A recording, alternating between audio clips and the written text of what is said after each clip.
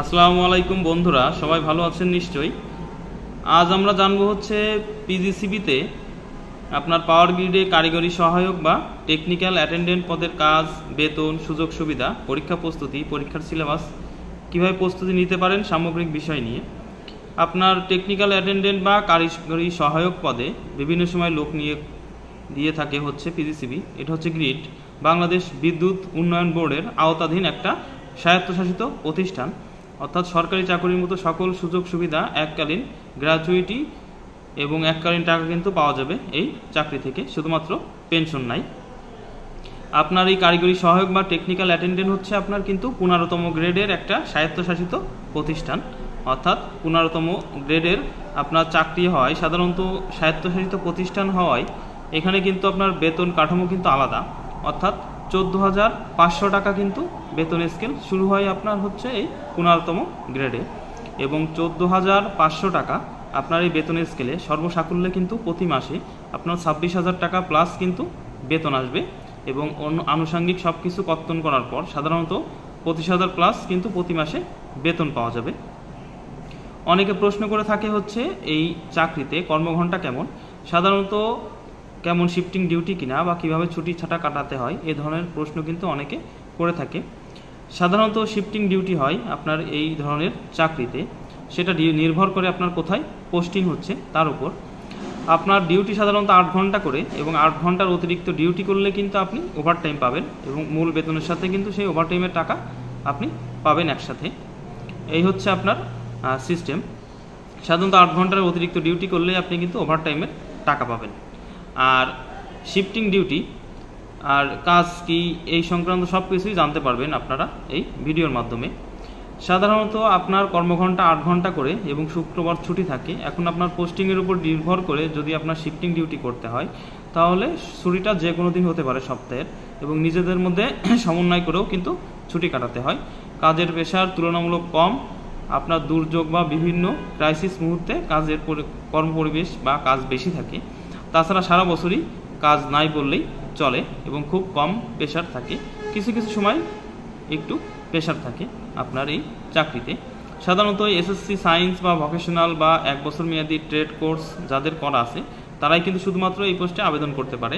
সাধারণত ডিপ্লোমা সবাই আবেদন করতে পারে, তবে আবেদন করার সময় ডিপ্লোমা বা অন্যান্য শিক্ষাগত যোগ্যতা উল্লেখ না করাই ভালো, কারণ ডিপ্লোমা উল্লেখ থাকলে সাধারণত ভাইভাতে বাদ দিয়ে দেয়।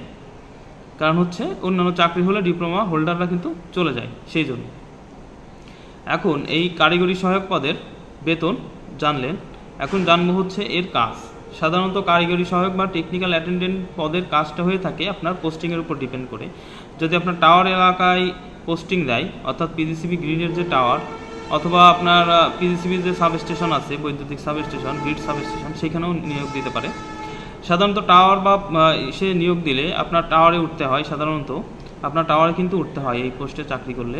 টাওয়ারে আশপাশে আগাছা থাকলে সেগুলো পরিষ্কার করতে হয়, আশপাশে যেন বড় কোনো গাছপালা না জন্মায় সেদিকে খেয়াল রাখতে হয়। ডালপালা থাকলে সেগুলো কাটতে হয়। কোনো অ্যাঙ্গেল থেকে শুরু করে কোনো কিছু চুরি হলে ঊর্ধ্বতন কর্মকর্তাকে জানাতে হয়, এবং সেইখানে কিন্তু আবার সংস্থাপন করতে হয়, লাগাতে হয়। এমনকি আপনার যদি রেড হট হয়, অথবা যদি আপনার টাওয়ারে নাট বল্টু আপনার কি হতে পারে, ঢিলা হতে পারে, তখন লাইনের সমস্যা হয়, ফায়ারিং হয়, সেটা কিন্তু টাওয়ারে উঠে টাইট দিতে হয়। এমনকি টাওয়ারে কিন্তু পাখির বাসা হয়, সেই পাখির বাসাগুলো কিন্তু আপনাকে টাওয়ারে উঠে ভাঙতে হবে। অর্থাৎ আপনার টাওয়ারে উঠা লাগে এবং আশপাশ পরিষ্কার করতে হয়। এমনকি আপনার গ্রিড যে সাবস্টেশন আছে, সেই গ্রিড সাবস্টেশনের চারপাশ পরিষ্কার পরিচ্ছন্ন রাখা, গাছপালা যাতে বড় না হয়।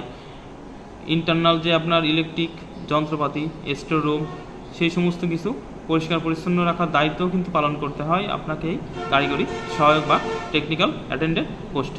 অর্থাৎ আপনি এই পোস্টের কাজ সম্পর্কে কিন্তু জানলেন। এখন জানবেন যে এই পোস্টের সুযোগ সুবিধা কী।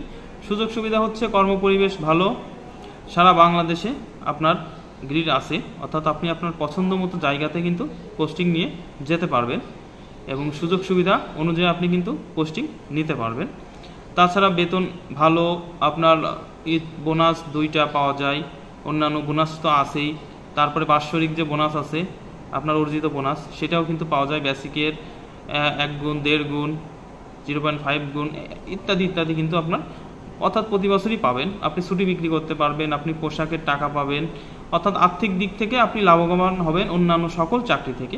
অর্থাৎ আপনি একটা 10ম গ্রেড 9ম গ্রেডের সমান কিন্তু বেতন পাবেন আনুষঙ্গিক সকল সুযোগ সুবিধার সাথে আপনি ধরেন। অর্থাৎ অন্যান্য সকল চাকরি থেকে আপনি এই চাকরিতে আর্থিক সুবিধা কিন্তু বেশি পাবেন। আর সমস্যা যদি বলেন তো সমস্যা হচ্ছে আপনার যে ঝড় ঝঞ্ঝা, বৈদ্যুতিক যে সমস্যা, লাইন ফল্ট ইত্যাদি সময় কাজের প্রেশার বেশি থাকে, তখন ছুটি কাটানো কষ্ট হয়ে যায়। অনেক সময় মনে হয় যে পরিবারকে সময় দিতে পারছি না, এমনও কিছু মনে হতে পারে। কিন্তু এই ধরনের মন মানসিকতা নিয়েই কিন্তু এই বিদ্যুৎ সেক্টরে কাজে আসতে হবে। অর্থাৎ আপনি এই সেক্টরে কিন্তু অনেক সুযোগ সুবিধা পাবেন, বিশেষ করে আর্থিক সুযোগ সুবিধা হবেন, আপনার লাইফ স্টাইলটা ভালো হবে। আপনার ভালো লাইফ স্টাইল কাটাতে গেলে কিছু তো স্যাক্রিফাইস আপনার করা লাগবে। অর্থাৎ এই ধরনের কাজ এবং সুযোগ সুবিধা। এবার হচ্ছে টেকনিক্যাল অ্যাটেন্ডেন্ট পদে আপনার পরীক্ষা পদ্ধতি বিভিন্নভাবে হয়ে থাকে। 100 মার্কের পরীক্ষা নেয় অনেক সময়, যেখানে লিখিত পরীক্ষা হয় 60 মার্ক এবং ডিপার্টমেন্টাল পরীক্ষা হয় 40 মার্ক।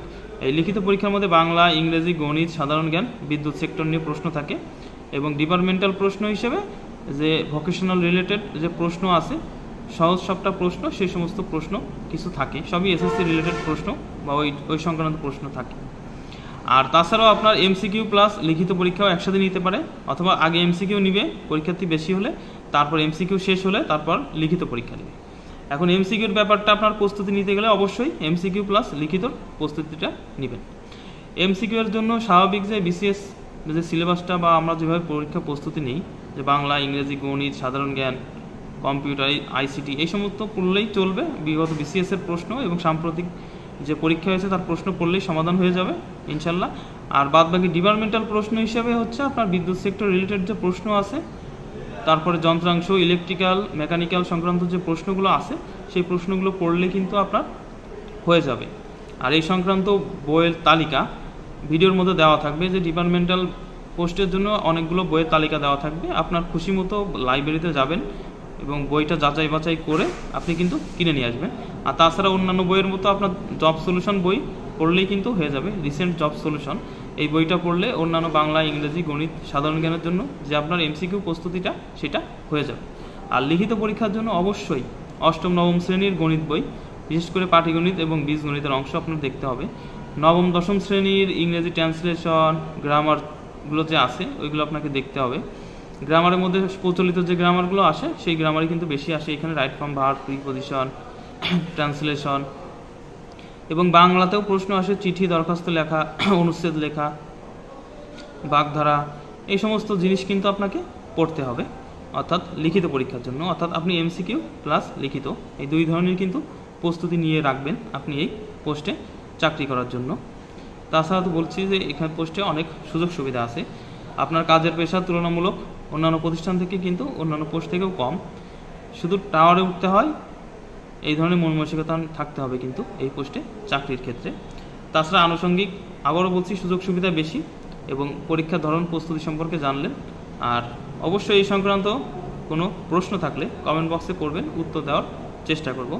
সবার সুস্থতা কামনা করছি, সবাই ভালো থাকুন, সুস্থ থাকুন, ইবাদত করুন মহান সৃষ্টিকর্তার এবং রিজিকের জন্য চান তার কাছে, অবশ্যই কিন্তু তিনি রিজিকের ফয়সালা করে দিবেন। আল্লাহ হাফেজ।